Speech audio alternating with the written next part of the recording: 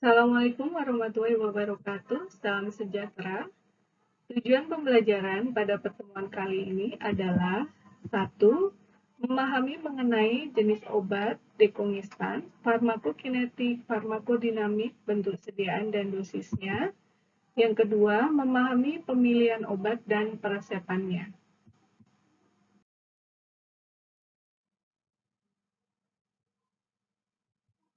Mekanisme kerja dari dekongestan adalah sebagai vasokonstriktor, yaitu agonis pada reseptor adrenergik alfa 1. Dekongestan akan menurunkan bengkak di membran mukosa, dalam arti kata, berfungsi sebagai drainase sekret dan membantu membuka sumbatan tuba eustasi. Berikut adalah ilustrasi kerja dari dekongestan.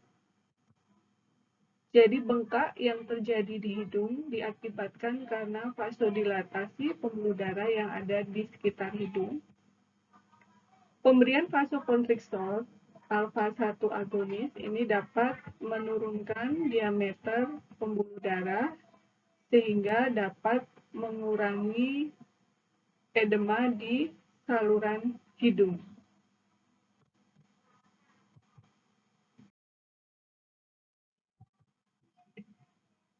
Dekongestan ada dua berdasarkan mekanisme kerjanya, yaitu bekerja secara tidak langsung, sebagai contoh efedrin, pseudoefedrin, fenilpropanolamin.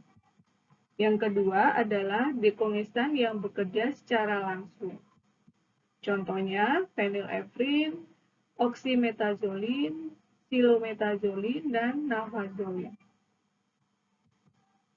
Yang dimaksud dekongestan bekerja secara tidak langsung, dia bekerja dengan cara meningkatkan kadar norepinefrin endogen.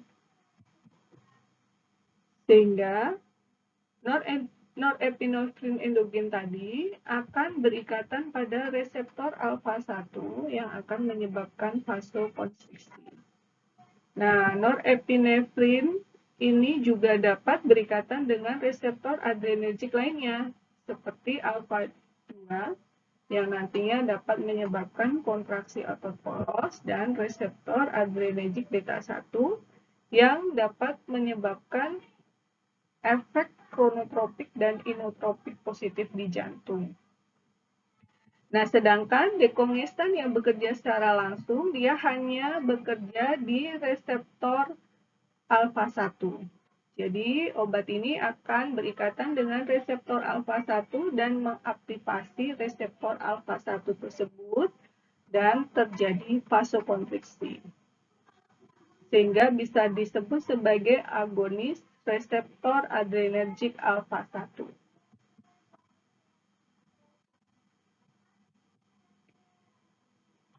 Jadi dengan vasokonstriksi pembuluh darah, ini mekanismenya nanti dapat menurunkan tekanan hidrostatik yang selanjutnya akan menyebabkan pengurangan dari edema di rongga hidung. Efek samping dari dekongestan ini dapat menyebabkan stimulasi susunan saraf pusat, kemudian bisa menyebabkan rebound kongesti atau rinitis medikamentosa, kemudian dapat menyebabkan stimulasi adrenergik, tadi ya, terutama untuk yang dekongestan kerja tidak langsung. Kemudian untuk sediaan topikal ini bisa menyebabkan sensasi hidung terbakar atau kering.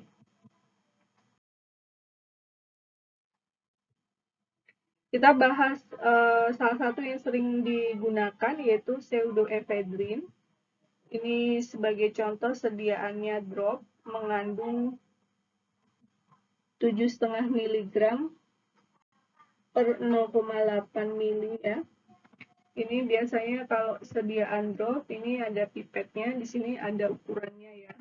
0,8, 1 dan seterusnya. Ini tersedia juga dalam bentuk tablet ataupun sirup. Nah, pseudoefedrin ini dikontraindikasikan pada pasien yang punya hipersensitivitas ya atau alergi terhadap obat ini. Kemudian pada pasien yang sedang mengkonsumsi monoamin oksidasi inhibitor. Ini dosis pseudoephedrine ini dapat diberikan 60 mg ya setiap 4 hingga 6 jam. Tentu saja dosisnya bisa diturunkan atau dinaikkan sesuai dengan efek yang diinginkan. Kemudian kalau untuk anak-anak 6 hingga 12 tahun ini bisa diberikan setengah dosisnya ya. Ini maksimum pemberiannya adalah 120 mg per hari. Kemudian kalau untuk anak 4 hingga 5 tahun ini bisa diberikan dosis 15 mg setiap 4 hingga 6 jam. Dosis maksimalnya adalah 60 mg per hari. Kemudian kalau untuk anak-anak yang lebih kecil ini bisa diberikan dosis berdasarkan berat badannya ya. Bisa diberikan 1 mg per kilogram berat badan per dosis, diberikan 3 kali sehari. Yang perlu diperhatikan sebaiknya obat ini dihindari pada kehamilan trimester pertama. Dan obat ini dapat menurunkan produksi ASI. Jadi penggunaannya perlu dipertimbangkan asas manfaat dan kerugiannya pada ibu-ibu menyusui. Dekongestan ini adalah obat simptomatis, artinya dia hanya mengurangi gejala hidung tersumbat. Nah, ini tetap perlu diberikan terapi kausatif sesuai dengan penyebabnya. Misalnya apabila hidung tersumbatnya itu disebabkan karena gejala infeksi saluran nafas bagian atas akibat infeksi bakteri, maka perlu diberikan tambahan antibiotik.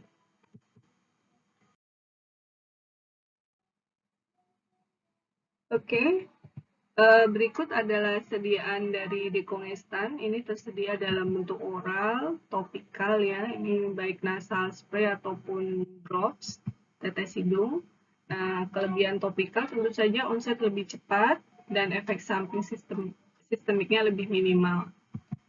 Ini sebagai contoh, misalnya merek dagang Demacolin ini kandungannya adalah paracetamol, kemudian dekongestannya adalah pseudoephedrine, dan dia juga ada antihistamin H1-nya CTM. Ini tersedia dalam bentuk sirup ataupun tablet.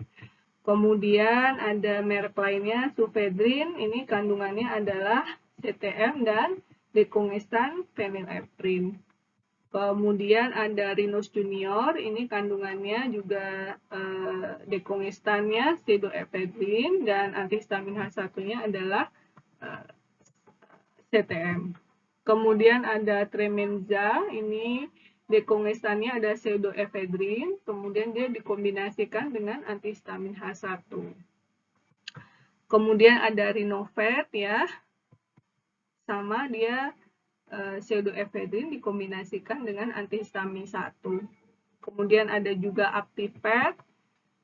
Kemudian, nah ini yang bentuk sediaan tunggal ya. Nasal spray dia mengandung phenylephrine konsentrasi 1%. Kemudian ada juga, ini merek dagangnya Iliadin, dia mengandung oxymetazoline 0,025%. Artinya dalam setiap mili ini mengandung 0,25 mg oxymetazoline. Ya, ini diteteskan pada rongga hidung. Kemudian ada juga Rinos Neo, ini drops ya. Dia isinya adalah pseudoephedrine. Kemudian ini obat flu ya, Neosep, ini isinya dekongestannya adalah fenilpropanolamin, kemudian ada antihistaminnya CTM, ada paracetamol, analgetik, antipiretik, dan ada salisilamid ya. Ini antiinflamasi non steroid. Nah, ini kalau dilihat memang lebih banyak tersedia dalam kombinasi ya, kombinasi dengan obat lain. Baik, demikianlah materi dekongestan. Terima kasih, semoga bermanfaat.